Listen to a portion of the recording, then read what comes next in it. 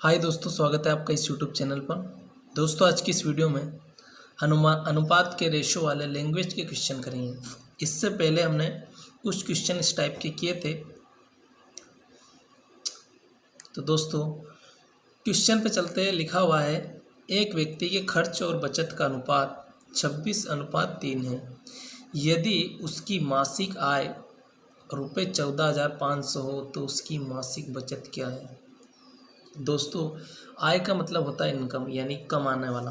जैसे कि आय आय मैंने कमाया दोस्तों, ठीक है ना। खर्च किया और फिर उसमें से बचत की। तो दोस्तों, खर्च और बचत को हम जोड़ देंगे तो हमारी आय आ जाएगी, ठीक है ना। वो आय में से हम खर्च घटा देंगे तो बचत आ जाएगी। ऐसा ही है ना दोस्तों। मान लिया जाए मैंने कमाया आय और उसमें से खर्च कर दिया, कुछ पैसे खर्च कर दिए, तो दोस्तों मैंने कितना बचाया वो बच जाएगा। एग्जाम्पल के तौर पे समझिए दोस्तों, जैसे कि मैंने 1,000 कमाया, ठीक है ना। उसमें से मैंने 200 रुपये खर्च कर दिए तो कितना बचा, 800 रुपये। सेम टू सेम ऐसे ही, जैसे कि मैंने 1,000 कमाया तो 200 रुपये खर्च कर दिए तो बचाया कितना, 800 रुपये।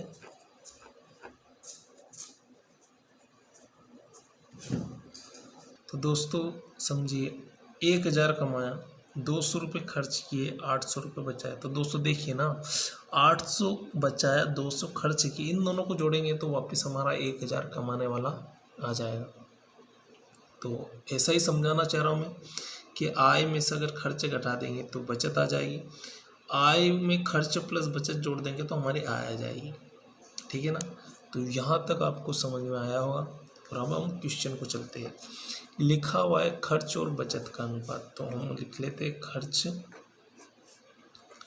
और बचत। खर्च और बचत का अनुपात कितना दे रखा है दोस्तों, 26:3। खर्च और बचत का अनुपात 26:3 दे रखा है। और यदि उसकी मासिक आय यानी कि महीने की जो सैलरी है वो कितनी है, 14,500 है। यानी महीने का कितना कमाता है, 14,500। तो उसकी मासिक बचत क्या है दोस्तों। ये तो उसकी टोटल आय है और ये खर्च है, ये बचत है। अब दोस्तों मैंने बोला कि खर्च प्लस बचत, अब इन दोनों को जोड़ देंगे 29 रेशो। तो ये हमें, अगर ये दोनों हम निकाल लेंगे तो हमारी आय आ जाएगी। यही हमने देखा कि हमने दोनों को जोड़ा तो हमारी आय आ जाएगी। तो 29 रेशो के बराबर हो जाएगा, यानी 29 अनुपात बराबर ये 14,500 हो जाएगा। तो 14,500 के बटे में 29 आ जाएगा। जब हम इसको काटेंगे दोस्तों तो ये 5 बार कटेगा, 500। तो एक रेशो की वैल्यू हमें कितनी मिली, 500 रुपये। अब हमें बचत चाहिए, उसने बोला कि उसकी मासिक बचत कितनी है। तो 5×3 1500, 1500 वो बचाता है। वो 26 का गुणा अगर 5 में करेंगे तो वो खर्च आ जाएगा। तो दोस्तों इसका गुणा हम 26 में करेंगे, 5×6 30, 5×9 10, 3 13 और ये 2 0 ये आ जाएगी दोस्तों। 5×3 1500, ये तो हमारा आ गया। तो दोस्तों वो 13,000 खर्च करता है, 1500 बचाता है, ठीक है ना, और 14,500 कमाता है। उम्मीद है दोस्तों ये आपको क्लियर होगा, क्योंकि दोस्तों ये खर्च और बचत का अनुपात दे रखा है और टोटल किसका दे रखा है, आय यानी मासिक इनकम का। तो हम इन दोनों को जोड़ देंगे तो 29 रेशो की वैल्यू हो जाएगी, क्योंकि 29 रेशो बराबर हमें आय मिल जाएगी। अभी देखा ना दोस्तों, अगर इन दोनों को जोड़ेंगे तो टोटल ये आ जाएगा। ऐसे ही रेशो को हमने जोड़ेंगे तो ये रेशो इसके बराबर हो जाएगा। और इस तरह हमने इसको करके आय और बचत का निकाल लिया है। तो उम्मीद है दोस्तों आपको ये अच्छे से समझ में आए होंगे। अब हम नेक्स्ट क्वेश्चन की तरफ चलते हैं। दोस्तों इसमें लिखा हुआ है कि एक व्यक्ति की आय तथा व्यय, यानी कि आय तथा व्यय क्रमशः 11:10 है के अनुपात में है।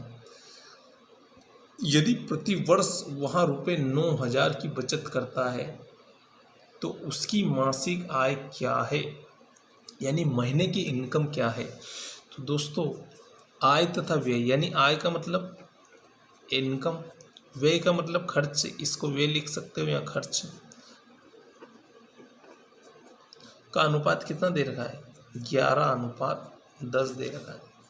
तो ये तो उसके खर्च का अनुपात है, ये आय का अनुपात है।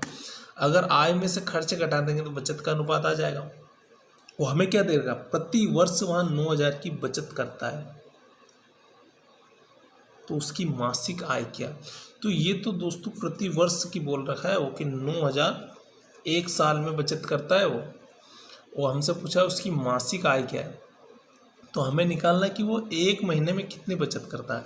तो एक महीने दोस्तों, एक साल में 12 महीने होते, तो हम 12 से इसको भाग दे देंगे तो हमें एक महीने की बचत आ जाएगी। तो 12 सत्ते 84 हो जाएगा। कितने बचे दोस्तों, 6 बचे, 12 पंजे 60 और 0। तो एक महीने में वो कितने बचत करता है, 750। तो दोस्तों यहाँ 11:10, आय कितनी है उसकी 11, 10 खर्च करता है तो बचाता कितना है, तो 1:750 हो जाएगा।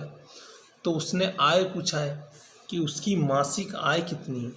मासिक आय के लिए हम 11 से गुणा कर देंगे तो 750 × 11, तो हमें कितना मिल जाएगा, 11 पंच 55, 11 से 77 और 5 कितना हो जाएगा दोस्तों, 82। तो ये उसकी मासिक आय हो जाएगी, वो यही हमारा आंसर हो जाएगा। तो दोस्तों उम्मीद है आपको ये समझ में आया होगा। इसको 1:750 रख दिया। जब 1 की वैल्यू 750 है तो 11 की वैल्यू क्या होगी, क्योंकि 11 ही तो आय है, तो आय से हमने गुणा कर दिया तो हमें 8,250 मिल गया। तो दोस्तों वो मंथली कितनी 750 की बचत करता है, वो इतना कमाता है। ठीक है ना दोस्तों। तो उम्मीद है ये क्वेश्चन भी आपको अच्छे से क्लियर हो गया होगा।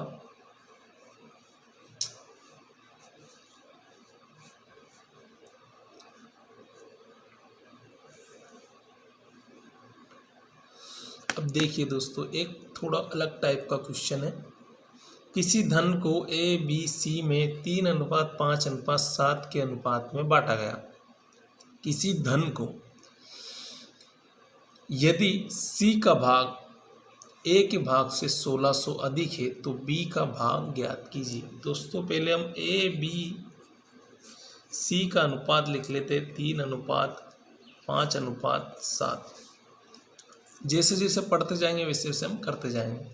तो ए बी सी में 3:5:7 के अनुपात में बांटा गया, यानी इन तीनों में किसी धन को बांटा गया है।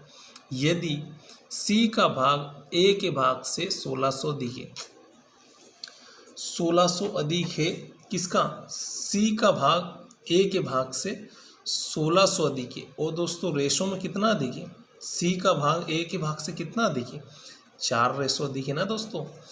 ये 7 है, इनको घटाएंगे तो 4 अधिक है। तो बी का भाग क्या है, जब 4 का मान हमें 1600 मिल गया तो 1600 का भाग आप 4 से दोगे तो हमें 1 का मान मिल जाएगा। तो 4 चुक 1600, तो हमें 1 की वैल्यू 400 मिल गई। तो उसने क्या पूछा, तो बी का भाग क्या है, तो बी का रेशो कितना दे रखा है दोस्तों, 5। तो 400 का गुणा 5 में कर देंगे तो ये 2000 हमारा आंसर हो जाएगा। दोस्तों यहाँ भी कर सकते थे 4, ठीक है ना।